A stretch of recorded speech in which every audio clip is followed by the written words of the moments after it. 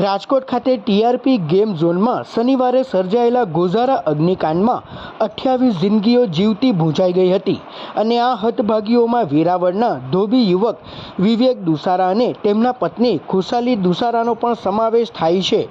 4 દિવસ બાદ DNA report આવ્યા પછી બંને પતિ પત્નીના મૃતદેહ પરિવારને સોંપવામાં આવતા મોડી રાત્રિના મૃતદેહો વેરાવળ ખાતે લાવવામાં આવ્યા હતા। આ ઘટનાની કરુણતા એવી છે કે મૃતક વિવેકના હજુ 2 માસ પૂર્વે જ રાજકોટની ખુશાલી મોડાસા સાથે લગ્ન થયા હતા। લગ્ન જીવનમાં હજુ પાપા પગલી માંડતા આ નવયુગલ અકાળે અવસાન સાથે કાળનો કોળિયો બની ગયા હતા। મૃતક વિવેકના પરિવારમાં માતા પિતા અને નાની બહેન છે, જે આજે કાળો કલ્પાંત કરી રહ્યા છે। ખુશાલી પોતાના પિયર રાજકોટ ગઈ હતી, જેથી તેને તેડવા અને મેરેજ સર્ટિફિકેટ કઢાવવા માટે વિવેક પણ રાજકોટ ગયો હતો અને પત્ની તેમજ સાડી ટીસા સાથે ગેમ ઝોનમાં ફરવા ગયા હતા। પરંતુ વિધિની વક્રતા કંઈક અલગ જ હતી। પોતાનું મેરેજ સર્ટિફિકેટ મેળવવા ગયેલા વિવેકને મેરેજ સર્ટિ તો ના મળ્યું, પરંતુ પરિવારને પુત્રનું ડેથ સર્ટિફિકેટ મળી ગયું હતું। એને સજા દેવી જ જોઈએ, ફરજિયાત।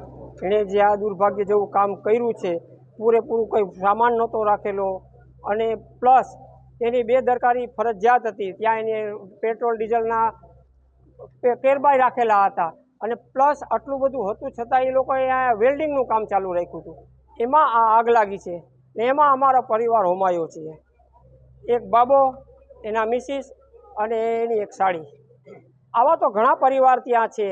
ત્યાંનું તમે જુઓ તો તમારે એમ થાય તો એક પરિવારનું તો આખું પરિવાર નાશ થઈ ગયું। એક ભાઈ જ જીવા છે।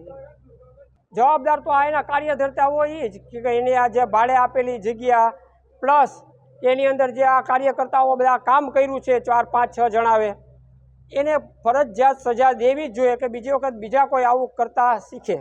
એટલે આ ખરેખર આપણે કલ્પના ન કરી શકીએ કે આપણે એક દિવાસળી અડે કે આપણે દાજી જઈએ તો આપણે રાહત લઈ લઈએ અને રાડ પાડી જઈએ, ત્યારે આ તો આખા જીવતા માણસો જે ભૂંજાઈ જાય છે એમની શું હાલત થઈ હશે એ ખરેખર આપણે કલ્પના ન કરી શકીએ। અને ખરેખર જો તંત્રએ આને આવી બીજી વાર ઘટના ન બને એવું કરવું હોય તો ખરેખર દાખલો બેસાડવો જોશે। હાઈકોર્ટે પણ આની નોંધ લીધી છે। અનેક આગેવાનો ખાસ કરીને વજુભાઈ વાળાએ પણ કીધું છે કે ભાઈ આ જે તંત્ર છે રાજકોટનું એને ખરેખર આમાં સજા થવી જોઈએ। ખાસ કરીને મહાનગરપાલિકાની જે વિભાગના જવાબદાર અધિકારીઓને ખાલી સસ્પેન્ડ કરવાથી ન થાય, એને ડિસમિસ કરવા જોઈએ, જેથી કરીને આવા અન્ય અધિકારીઓ આવા કોઈ પણ કાર્ય કરતાં પહેલાં વિચારે કે ભાઈ મારી ક્ષમતામાં આવતું હોય। કારણ કે આ તો એક જે જાનારા છે કે જે લોકો પબ્લિક છે એ મનોરંજન માટે ત્યાં ગયા હતા, કોઈ મરવા માટે નહોતા ગયા।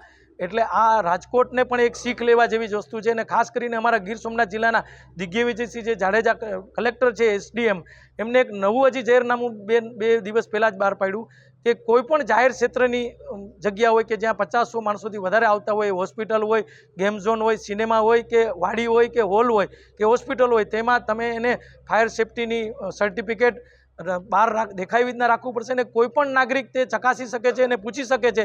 આવો જો નિયમ કાયમી માટે દરેક કલેક્ટરો કરશે તો લોકો પણ જાગૃત છે અને થશે અને લોકો પણ એમાં તકેદારી રાખશે, જેથી કરીને લોકોના જીવ બચી શકે।